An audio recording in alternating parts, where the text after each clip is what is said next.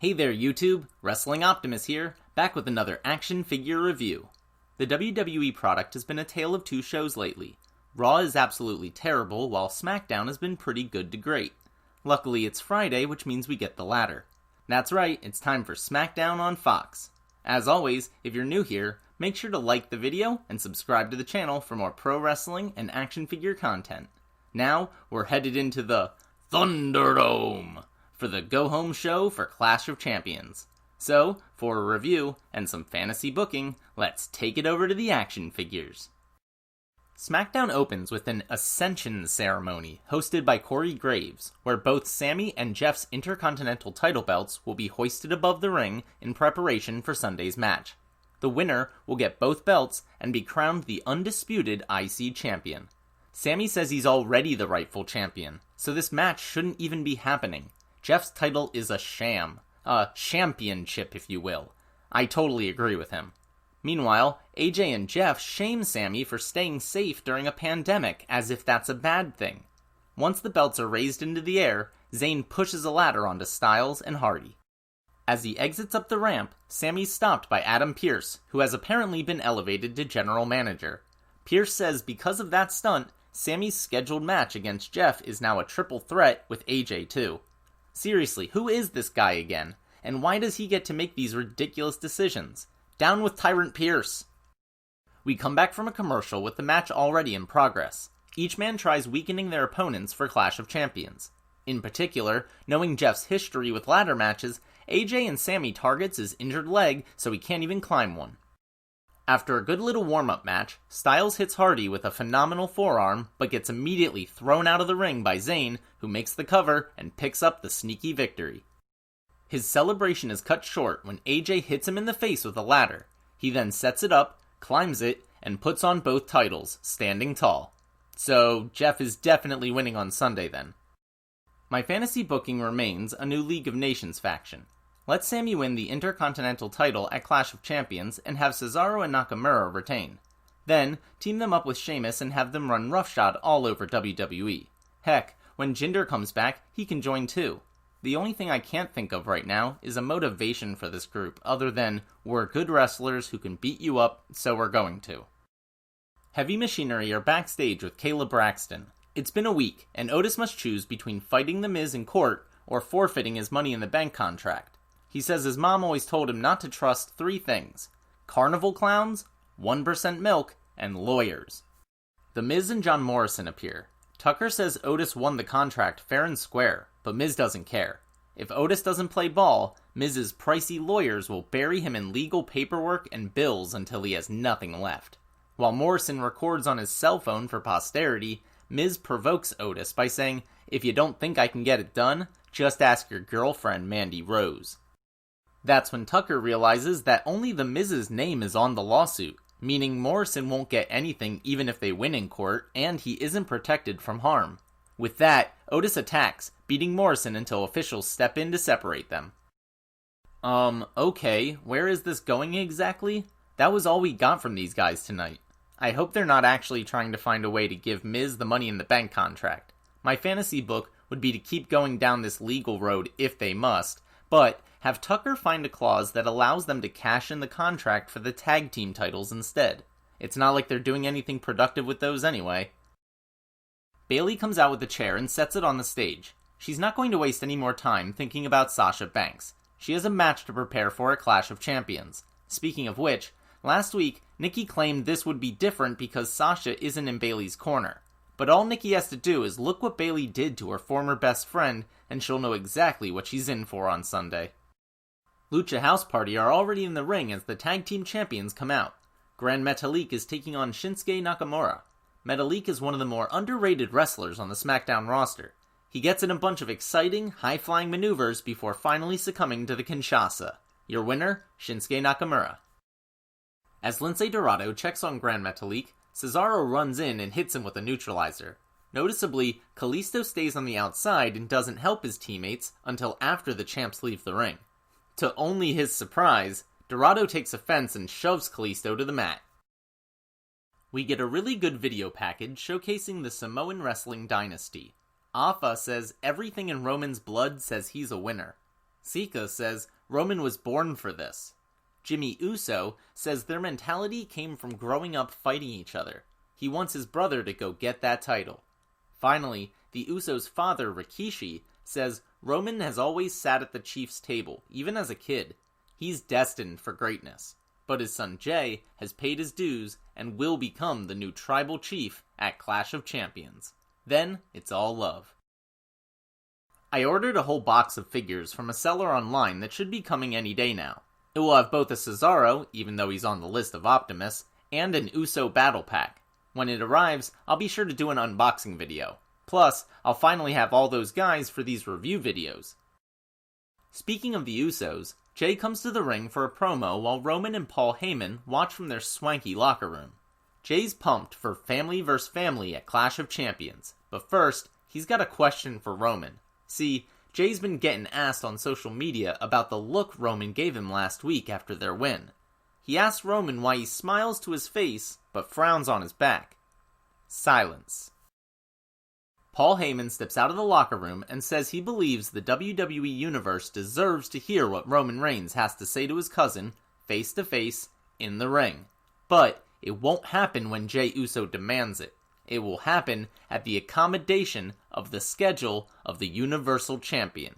However, Heyman guarantees that it will be sometime tonight. Here's my fantasy booking for the new Roman Reigns.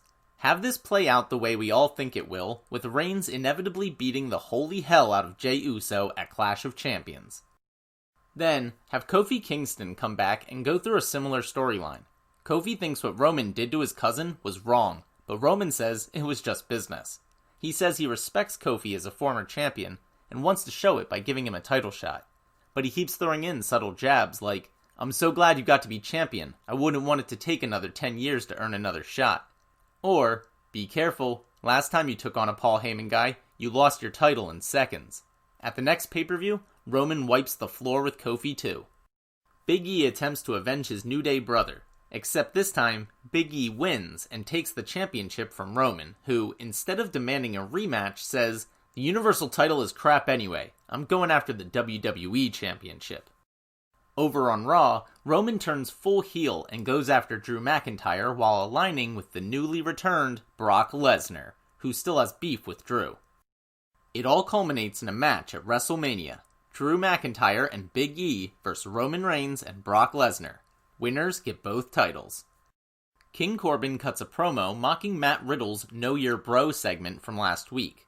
Riddle responds by saying Corbin has serious anger issues, and tonight he's going to show us the difference between a stallion and a jackass. Great line. We get their match next. I mentioned in my fantasy booking for Raw Underground that I'd love to see Corbin vs. Shinsuke Nakamura there because of their legit backgrounds, but I totally forgot about Matt Riddle. He's an MMA fighter whose strikes are some of the best in WWE. On the other hand, Corbin really knows how to utilize his size and strength to negate an opponent's offense, such as slamming Riddle to get out of a triangle submission. In the end, the King gets his knees up on an attempted floating bro and connects with the End of Days for the win. Alexa Bliss comes out with a Princess Leia hairdo, a new shirt, and a chain necklace. She's definitely not her normal self. Still, she's set to take on Lacey Evans after giving her a sister Abigail last week. It's a competitive match until suddenly we hear the Fiends laugh, which distracts Alexa. From that point on, Lacey is in control. Eventually, Bliss fights back, until the lights turn red and we hear the Fiend's high-pitched screech. Alexa stands up with a maniacal look on her face. She attacks Evans with a newfound ferocity, so much so that she refuses to answer the ref's 5 count and gets DQ'd. On the outside, she delivers another Sister Abigail to Lacey for the second week in a row. The Fiend comes on the Titantron saying, "Let me in," as Alexa stares into the hardcam with a creepy grin and her hair a complete mess. As she exits, Roman's music plays. Alexa turns around and stares down Reigns while he holds his Universal Championship aloft. After a commercial break, Roman is standing silently in the ring again while Paul Heyman begins to cut a promo. But before he can get a chance, he's interrupted by the Usos' music.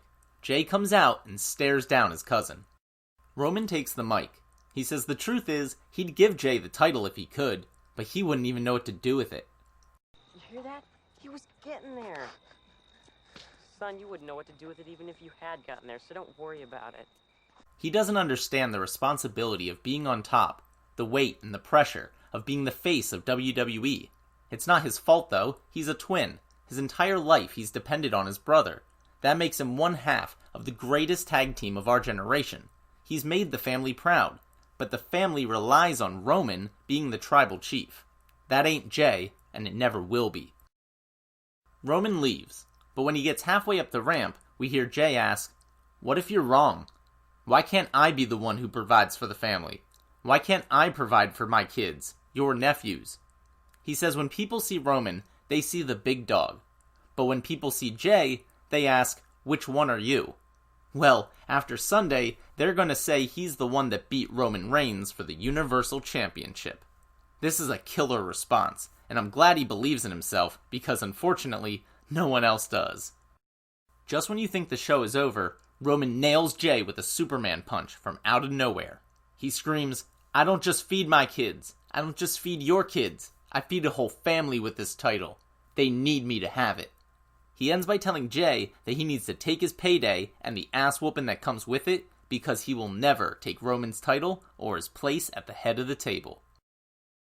SmackDown is really stepping up their game these days, especially since Roman came back with this badass new persona that I am absolutely loving. I will say, I was definitely entertained by this episode. It had a lot of great promos, even though the ring action was a little sparse. The news is WWE is having another COVID issue, making some talent unavailable, so I guess I'll cut them a little bit of slack. However, even though they clobbered us over the head with the name of the pay-per-view, outside of wanting to watch Reigns beat the crap out of his cousin, I'm not really too excited for a card that's mostly comprised of rematches. So as a go-home show, it failed. Still, compared to Raw and even NXT of late, this was a pretty good episode, and we'll have to see what happens with some of these storylines on Sunday. I think one of the most intriguing angles is The Fiend potentially making an appearance, even though he doesn't have a match. Alright, that'll do it for another episode of SmackDown on Fox. Thanks so much for watching. Let me know what you thought in the comments down below. My predictions video for Clash of Champions is already up, so check that out and see how well I do. I'll be back on Monday with an action figure review of the show. As always, if you found me and enjoy my content, make sure to do all that normal YouTube stuff. Smash the like button, share with any wrestling or action figure fans you may know, subscribe to the channel, and spread the word. You can also talk to me over on Twitter, at PSUOptimus, or see all my best figure photography on Instagram at WrestlingOptimus. If you haven't seen my review of AEW Dynamite yet, you can check that out right here. But until next time, I've been Wrestling Optimus, and I'll catch you later.